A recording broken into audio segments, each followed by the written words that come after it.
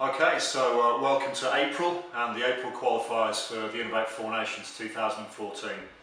Qualifier workout number 3. This is once again a two-part workout. You can receive 2 separate scores for this workout. Within a 10-minute window, you're going to first complete 21-15-9 of handstand press-ups and overhead squat. We'll cover the weights for those shortly. Once you've completed that 21-15-9, you're going to move on to establish a max weight ground to overhead in the remainder of that 10-minute window. Okay, so to clarify, you'll have one 10-minute window. You'll complete 21 handstand press-ups, 21 overhead squats, 15 handstand press-ups, 15 overhead squats, 9 handstand press-ups, 9 overhead squats. Once you've finished that final overhead squat, that will give you your time for workout 3A, and then you'll have the remainder of that 10-minute window to establish a 1 rep max ground to overhead, and that will give you score 3B. Okay.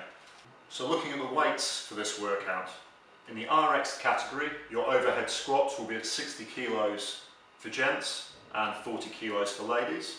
Handstand press-ups as RX in the movement demonstrations.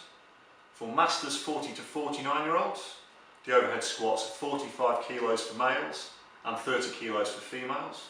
In terms of the handstand press-ups, gents, you're the same as the RX category. Ladies, you can put 2 extra ab mats onto the centre of the handstand press-up position. Okay. Masters 50 plus, your weights for the overhead squat are 35 kilos for males and 25 kilos for females.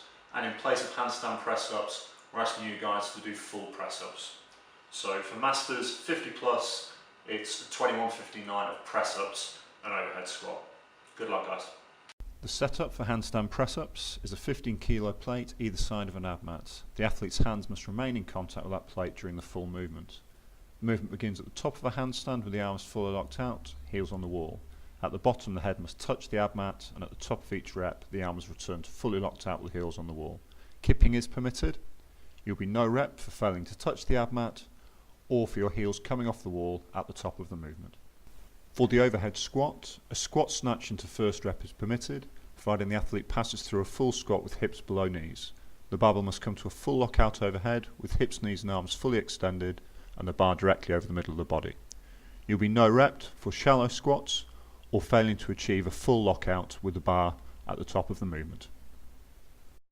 For press-ups, at the bottom of the movement, the chest and hips must be in contact with the ground, and at the top, the arms must be fully extended.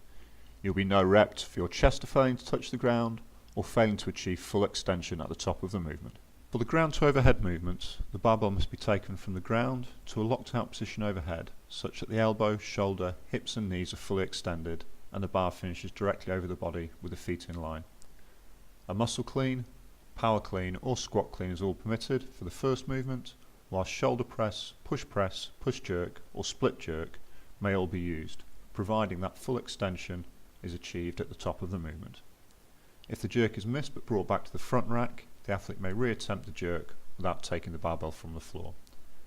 You'll be no repped for failing to achieve the necessary lockout overhead. It's a gift.